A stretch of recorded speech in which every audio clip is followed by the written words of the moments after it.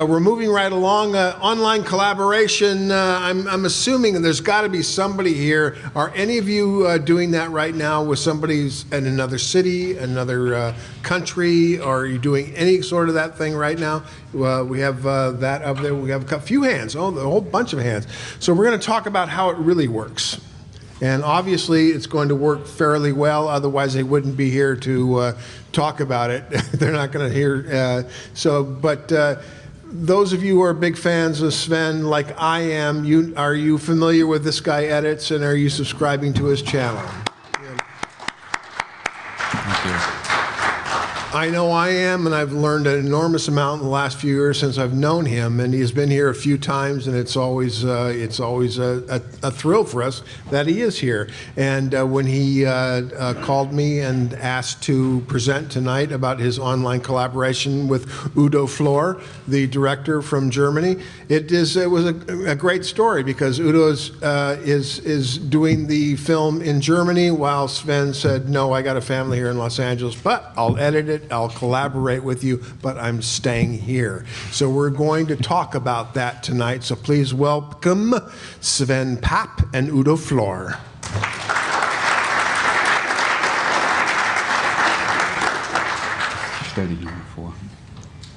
I'm really excited about this film because it's the first film that I actually cut because of my YouTube channel. Udo actually saw me editing another film on YouTube and then approached me. We met at South by Southwest. We met again at NAB about like 2 years ago. And we were talking about the script and the opportunity to do this together, and we were like slowly getting really comfortable with the idea of actually cutting the film while we're not in the same room. And this is what we want to share today, how that process was. We're going to introduce some software that we used and just sort of the general experience. Overall, this film was actually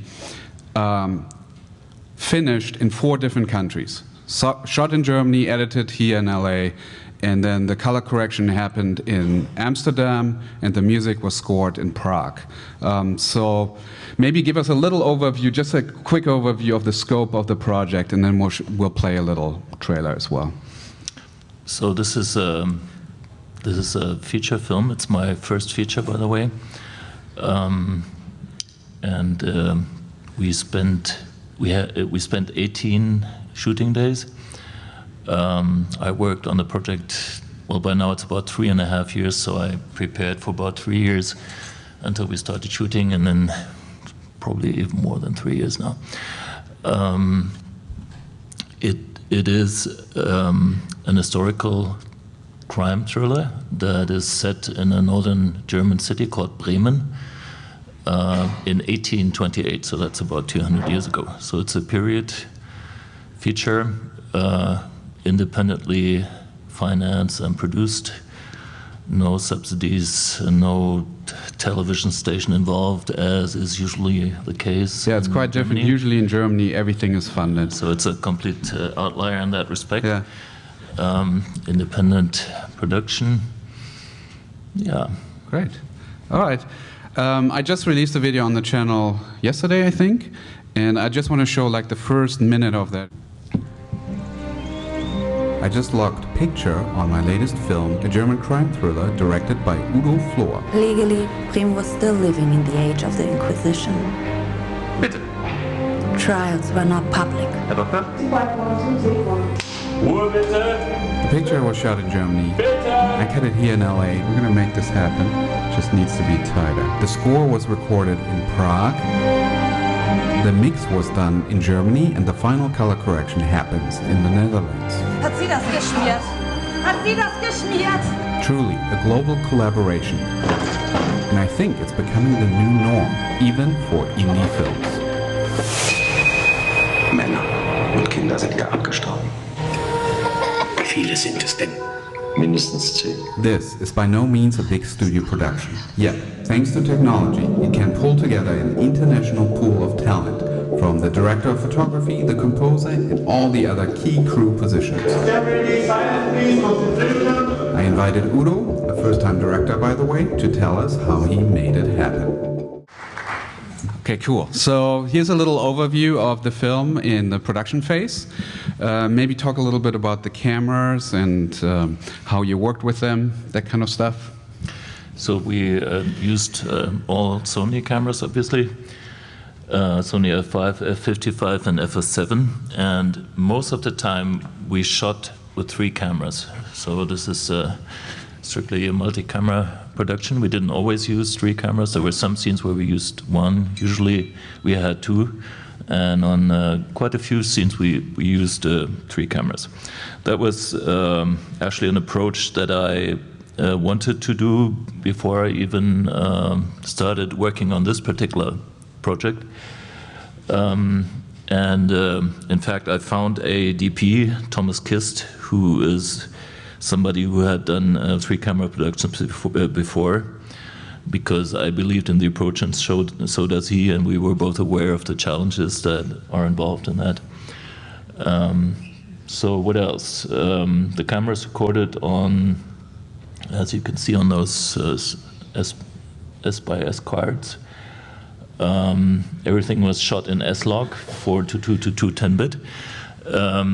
We edited on set, so I had not Sven, but I had an additional editor. His name is Andreas Farr, who edited on set. So every night, we were able to see if the material that we had produced that day was usable, so he could alert us to any problems.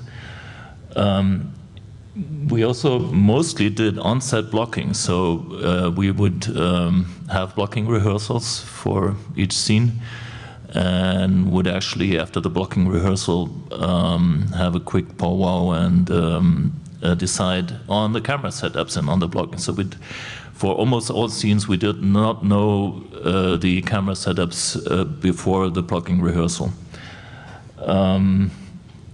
Before you talk about the next point, right. Maybe talk a little bit more about Thomas Kist's work and why, like for me as an editor, I usually cut feature films with single camera, and the reason being it's like you have better lighting, you can make the better shot. But with Thomas, I think there's a real opportunity here that you saw, and that's why you brought him on board. What are like the types of films that he worked on where he sort of perfected that style actually and took it as a creative challenge? So he actually started working with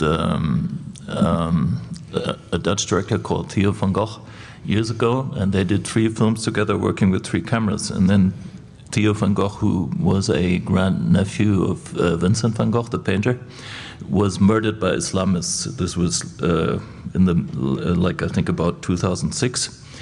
And Thomas actually took those 3 films and made US remakes of them in New York. So one is called Interview with Steve Buscemi and Sienna Miller, for example. That's probably the best known of the 3. It's a Sundance film? Premiered at Sundance. Yeah. Another one is called Blind Date and premiered in Berlin.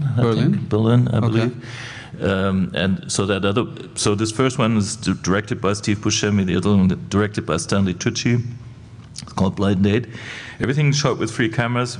So altogether, he had done 6 features with 3 cameras before I even met him. And that is how I found him, because we had actually talked about it before, because I knew I wanted to work with 3 cameras. That is how I contacted him and asked him to be my cinematographer. And so what are the advantages? And just very quickly, the advantages and disadvantages. One advantage is that actors really like if you have at least 2 cameras, because whatever they do always counts. You're capturing the reaction, not only the person who's speaking, but everything that they do counts. So that's the actors are always on, and it's much nicer for them to work that way. You get far less continuity problems because you have multi-cameras, everything always cuts together. You don't have continuity problems between takes because you don't have as many takes. The takes are basically synchronized as far as the content captured on camera. You are also saving some production time, so you're saving some money. We were able to do this 90-minute feature in 18 shooting days, partly because we were working with 3 cameras. One of the major disadvantages is that you cannot have optimal lighting for all 3 cameras, not even necessarily for 2 cameras. So that's the challenge, and that is something that it was good to have Thomas Kist, and also lighting people who understood the approach and they understood the challenges. And I think if you look at the material, we're going to watch some more of it. I think hopefully you will say that we did pretty well, even with shooting with 3 cameras. And another challenge turned out to be that sound. So if you're using a short reverse shot with your A and B camera, and then maybe you have a third camera that has a slightly wider framing, then of course it makes it so much more difficult for the sound boom to get close to the people, the actors who are talking. And to some extent, this turned out to be a constant fight between camera and sound departments. Especially as I was describing to you that we were doing blocking rehearsals in the mornings, or rather blocking rehearsals for each scene.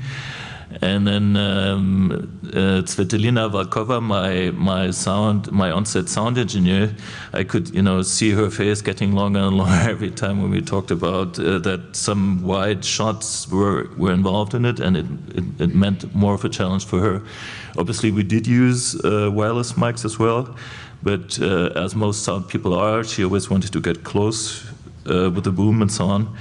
So it turned out to be a challenge. So for example, sometimes we would glue, or rather tape, a microphone in some hidden spot that was a wired microphone, so we could work that way. Yeah, but I must say that competition always existed. Like, I haven't seen a film that I worked on where I didn't hear, like, off camera or in between takes, them fighting for having enough time to check the boom space and figuring really out what the blocking is before they start rolling the camera. So that rivalry is quite apparent, at least in the independent film. So it always feels like there's tension there.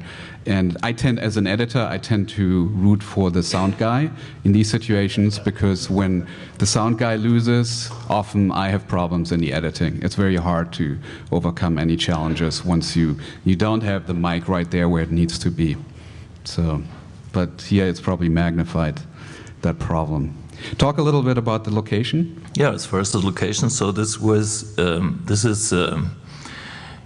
I think I've heard that there are communities in South Dakota that are closing down. So there are some like counties that have only 1 person population, and then that person basically moves out, and then the whole thing closes down. This is very similar to Mecklenburg-Vorpommern, the German state in northeastern Germany, which is very sparsely populated, really. Yeah. But it's full of manor houses. And this particular one in a very small village called Berenlepin was built in 1806, and as you may recall, the period that we needed was 1828. So it was actually a manor house, and this is not it, by the way. This the yellow one is one that. Sorry. Keep going. Yeah. So the yellow one is the one that we use for the exterior shots. That stood in for this one because it was supposed to be an inner city location, which is why we use that other castle for the exterior shots. But anyway, what happened is that this manor house had been a registered building, had been abandoned for about 25 years. And with our production budget basically contributed to it being saved.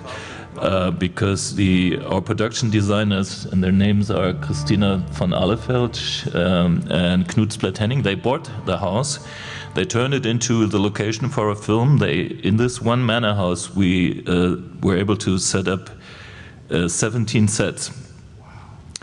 And for example, because the same building stood in for different buildings in the film. So, for example, they put different kinds of windows in different parts of the house, so that it wouldn't be as obvious that everything was shot in the same building. And after we finished the film, just a few months later, they were able to flip the house and sell it at a pretty good profit. And I think it might still be abandoned today if they hadn't done that thing. So it's a great way of making films if you get lucky enough to hit on to that kind of situation. So far you mentioned a couple of like key crew positions in here, and there are a lot of like different names in there that don't sound German. So talk a little bit about your crew, and I think that's part of this idea of global filmmaking. Like where's your talent coming from? Yeah, actually, we had crew from 13 different countries. And I'm not going to name them, but 13 different countries, including Sven from the United States. Still German.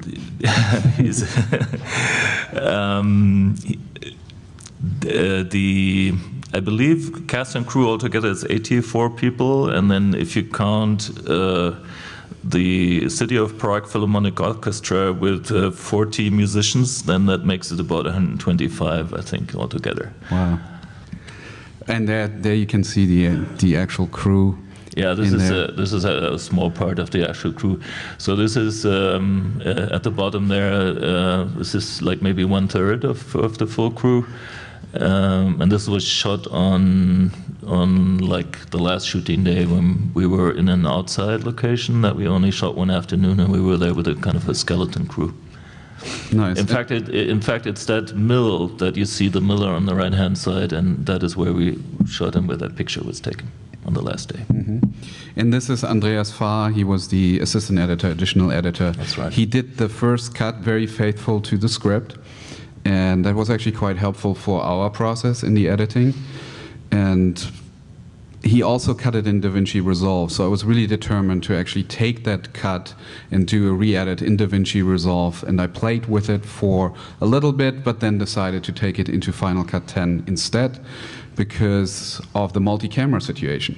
So actually it was still very hard to work with multi-camera, and DaVinci Resolve 15 was the version back then, because you couldn't actually access the individual mics once you've created the multicam. You can't turn off and on mics then, which I first noticed in like DaVinci Resolve 11, which is the first time I tried to cut a feature in Resolve, and then I had to abandon that idea as well. I haven't checked it in 16 yet, but I wanted to point that out because I've been watching the forums and making some remarks about this, that it really is a deal breaker to cut a feature with multiple camera angles at that point. But it gave me the opportunity to bring this into Final Cut 10 again, which was second or third feature that I cut in there. And while it was really good to have that first rough cut, it really forced me to start new. I wasn't going to do the suggested workflow, which maybe is a good one to create all your proxies in DaVinci and bring them in. I actually went another route, which is I used a software called Sync and Link that would automatically take the audio and the cameras and figure out a way whether they would match up. And that process really, really was dead on. And there's one reason why that worked, or a couple of reasons. One is the sound department gave great metadata, and you guys jam-locked the cameras and the sound. It was right on, to the frame, all the time. What was the technology you guys used, or sort of the setup to make that work? Because it has never worked for me before. Yeah, I can't remember what it was called, but I know that we had extra hardware, extra timecode hardware that had to be added to some of the... And it was wireless, right? Yes. So they were talking to each other throughout the day and just making sure that every camera and the sound were in sync. And because of that, here's some of the plugins that I used.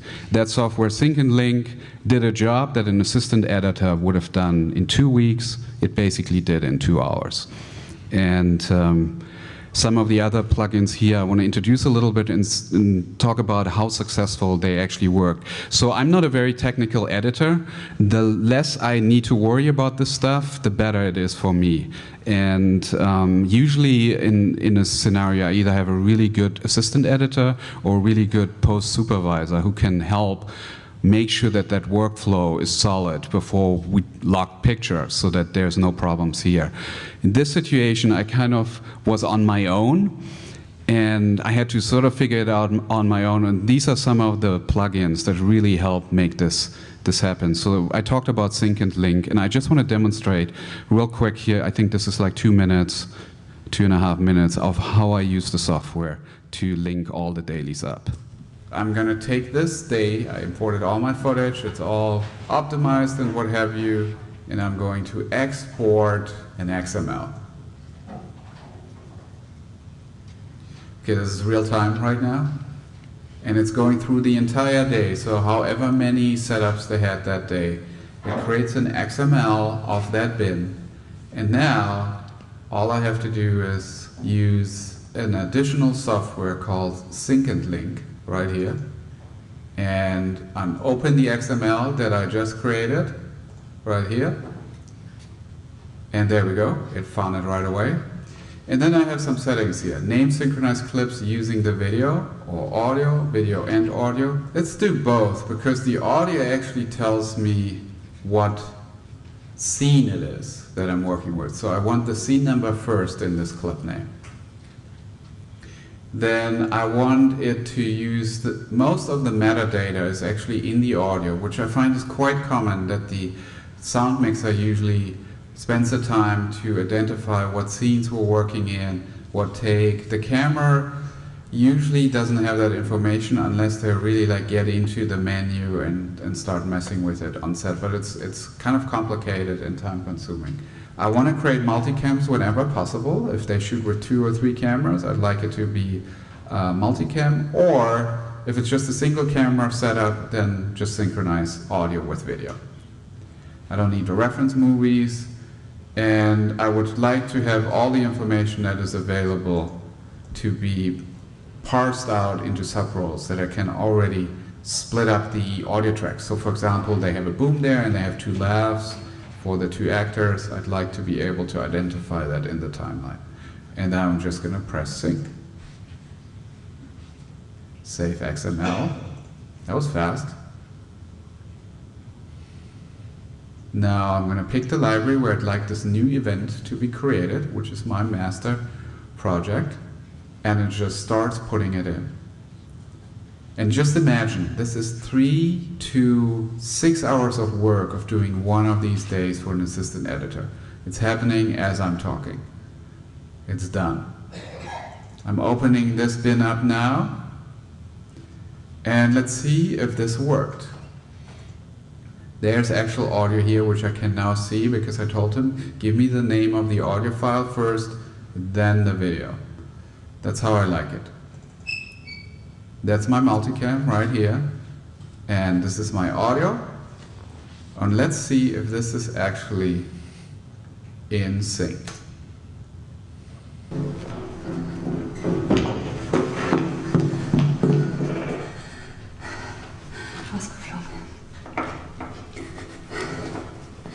Sie hat einen ihrer Witwenschleier mitgenommen. So yeah, it worked basically instantly. I didn't have to really get into it and try and figure out this workflow. It basically worked on its own. There's another software called Pluralize that you can use if you have waveforms, if you have reference audio.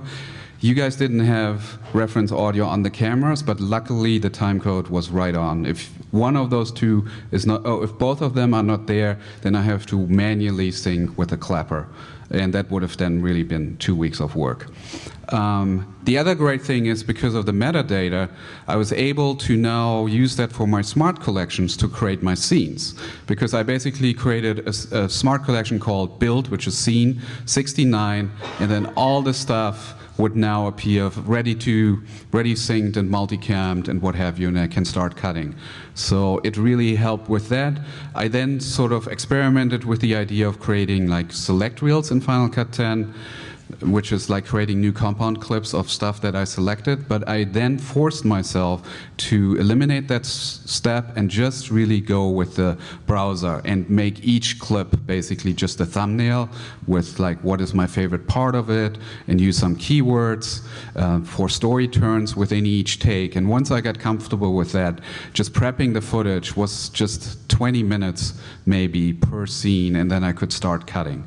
And so I don't know any other, I can't remember any other time when I cut faster or were ready to start cutting scenes than just going through this workflow this way.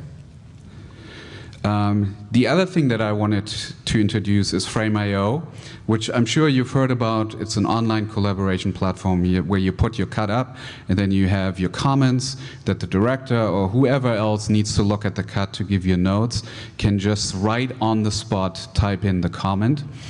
And in this new iteration that was maybe like 2-3 months ago, you can now really import it into Final Cut 10. You can do it in Premiere. You can do it now also in DaVinci. And so have your notes basically in the cut. So I'd like to demonstrate that process, and then maybe we'll talk a little bit about how we use Frame.io to make that happen. Let's, for example, look at this version here in particular. The director gave me just some initial notes right here. The nice thing with Frame.io is it actually is an app that you can open up directly in Final Cut 10, and I believe now also in Premiere. And here you also see all my folders. Here's the feature. Let's go in there. I can actually bring these notes into this timeline. So if I open this up, you see these notes here. You have a little button here that you can use. It says drag and drop this comment clip into our Final Cut Pro timeline.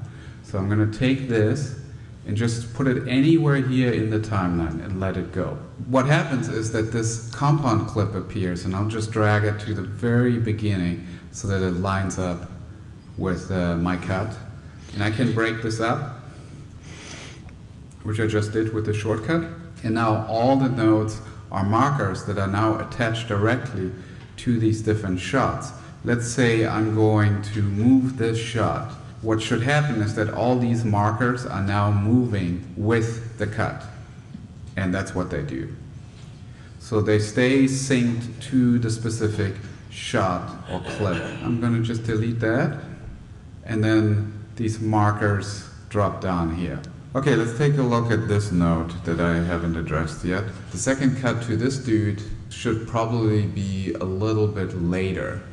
Otherwise, this moment is going to be a little bit too much of a pregnant pause. It's too heavy-handed. Kommen die bald wieder? So this is the first shot. That's the second one. So here he says, trim the head of the shot. Possibly here. Before I comment, let's see what other options I have. Yeah, I think that works. We still get a little micro gesture here. So let's give that a try.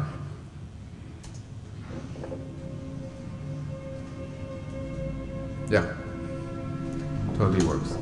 So I did that note. I'm going to say completed. I'm also going to let him know that I addressed the note. So it's a real good way to just keep track of all the notes, make sure they're all addressed, or I have the chance to talk about what the problem is, or why I haven't addressed it, or what question I might have. So I really enjoy working this. I don't know if we fully utilized Frame.io yet. There's a lot of media management that you can do through the platform, and we experimented with that where we had like some additional pickups or so that we went through the platform. But I wanted to ask you, what was it like, the editing process, since we're not in the same location, and you came to LA maybe 2 or 3 times during that whole time that we were cutting, but how was it for you as a director to work through this sort of note process online? Yeah, it was brilliant. It was how I expected to work, but I had never heard of that tool before. And it's very easy to be able to watch the film, pause it, type something, make sure it's at the right spot, and go on. And it's you can also share it with other people. So if which I don't think we did much, but if I wanted my assistant director to look at it or so on, he could obviously have his own notes in there with a different color and so on. Or you could do like a presentation version where they wouldn't even see all the notes, or would have the capability to be like just a player on its own. But in terms of like the human component, like part of collaborating is like that you being in the same space and to discover things. Did you feel like it's harder to cut the film when you're not in the same room? No, not at all. No. The way, what I believe is the right thing to do is we did that assembly cut first. Then we had a phase where you did a lot of the editing and you implemented a lot of your own ideas. And before that, we mostly talked about general guidelines and the way I had imagined the film when I worked on the screenplay was already implemented in the rough cut. So I could always refer you to that, or you could take a look at it, or I could say, there's something that could be done differently. Just please take a look at how it was done in the rough cut and so on. So for me, that was a great fallback. And other than that, we had a third phase where we spent several days together and went into the really nitty-gritty stuff where we did minute changes. But that second phase, I think it works great to just sort of give you some overall idea of what my intentions are with the film, and let you do your job. And then I was always able to, you frequently sent me stuff through Frame.io. I was always able to make comments. I got feedback from you, and that worked great. Yeah, in a way it might actually be a little faster because you really have to focus on the global stuff first before you start playing with the small stuff. And I think it's really good at the end to do come together and sit and lock yourself up for a couple of days and then just hash out the little stuff. Maybe now we'll play a scene of the film actually. Do you want to set it up a little bit?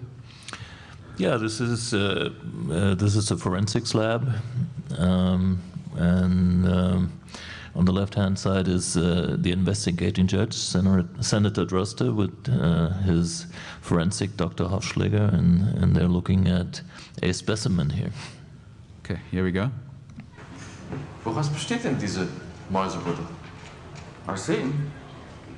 Vermischt mit Schweineschmalz meistens.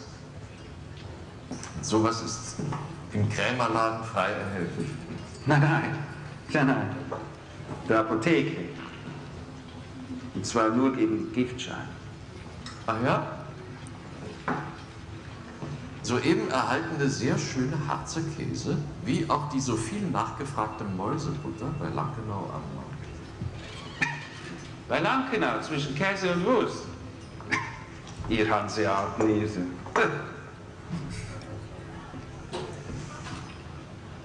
Nicht immer leicht, eine gute Tochter sein. Es hängt vom Vater ab. Aber Sie haben Glück.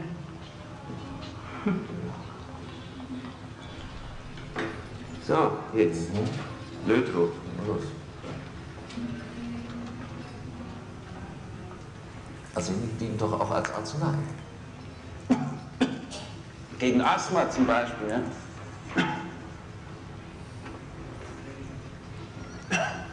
Wird aber auch gerne als Rauschmittel konsumiert. Klingt furchterregend. Nein, hat eine belebende Wirkung. Und natürlich nicht in solchen Mengen. So. Jetzt wird es aus dem Licht.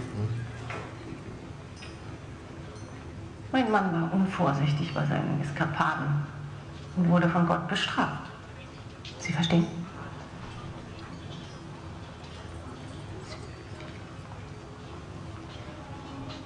Die Franzosenkrankheit. Daran ist er verstorben? Er hatte alle möglichen schrecklichen Krankheiten. Das war eklig. Aber ich habe ihn bis zu seinem Tode gepflegt.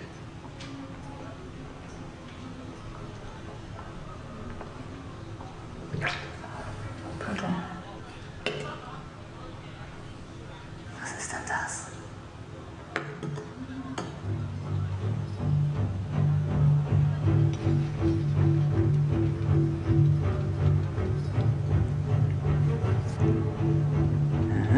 Et voilà. Arsenik. das in tödlicher Dosis. Ne?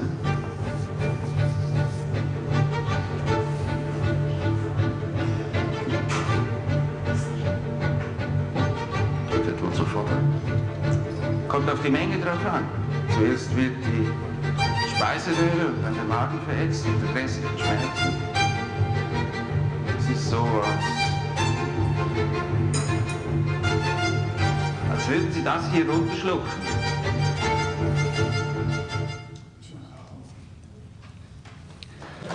Thank you.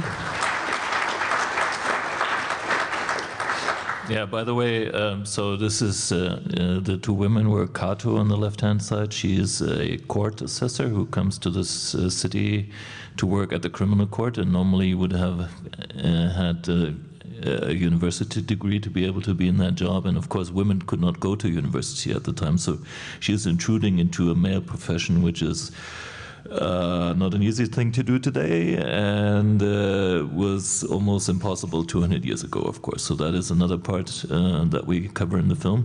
And by the way, it was not apparent in this scene, but we do have some voiceover, some narrative voiceover by that character Kato, and that is in the international version is in English. You actually heard a little bit of that at when Sven played the clip earlier. So Kato has this voiceover that basically we can exchange the language of that. So for the international version, you do have subtitles for the dialogue, but we have some voiceover in English. And it could also be in French or Japanese or whatever. Nice. We'll probably need to wrap it up, right? Yeah. Or how we're on time? Yeah, a couple minutes. Okay, a couple of minutes. So real quick, I just wanted to also mention something really nice about DaVinci, because at the end it did actually save my butt, because once I output and we had to give it to color correction, there was a plugin that creates the EDL, and that completely didn't work. So I went back to DaVinci, brought in the project through the XML, and then sent the EDL through DaVinci, and it was right on. So that was, for me, like such a relief, because the film that I worked on previously, which I cut in Adobe Premiere, we had problems getting the audio into Pro Tools, and it was like a delay of 2 weeks to figure out that problem, and here we were able to fix it within a day or two, and luckily, so the workflow did work. My recommendation in general is...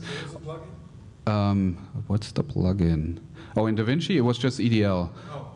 But the one that made problems, X2 Pro Audio Convert, did not work out. Maybe it's a setting that we missed or something, where we tried different versions. No, I'm sorry, it was EDLX was the plugin that created the problems. X2 Pro worked great. Like getting the audio to the sound mixer, that was a one-time delivery. Created the AAFs, sent them over to him. He never complained. He's like, I got everything. Sorry. So just at the end, I wanted to show, because I was so fascinated that you got a whole orchestra, and they also did the score of Arrival. Is that what you told me? That the musicians? Arrival, yeah, the film with Amy Adams, 2016. Yeah. They did the score for Enigma, yeah, and so on. So, and the message really is, like, you as a filmmaker, you didn't just look at your resources in your town to make your first film. You looked at, okay, who's the guy that is known for doing 3 camera shoots? Because that's the way that I see me directing my first feature. Who's the guy who can do an amazing score that I can afford? Because it's a low-budget indie film, and you reached out to Nick Rain, who's the conductor over there, and he made this happen. So ending on this, I just wanted to show some footage of them recording the actual score. And by the way, there was a temp mix in the scene, so that will all still be so much more powerful once it all comes together.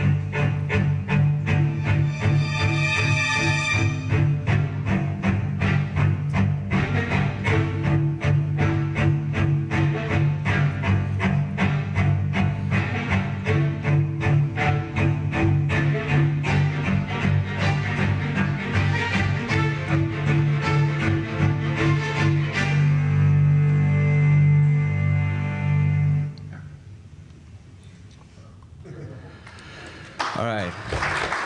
I'm a huge fan of the score. I'm really excited about it.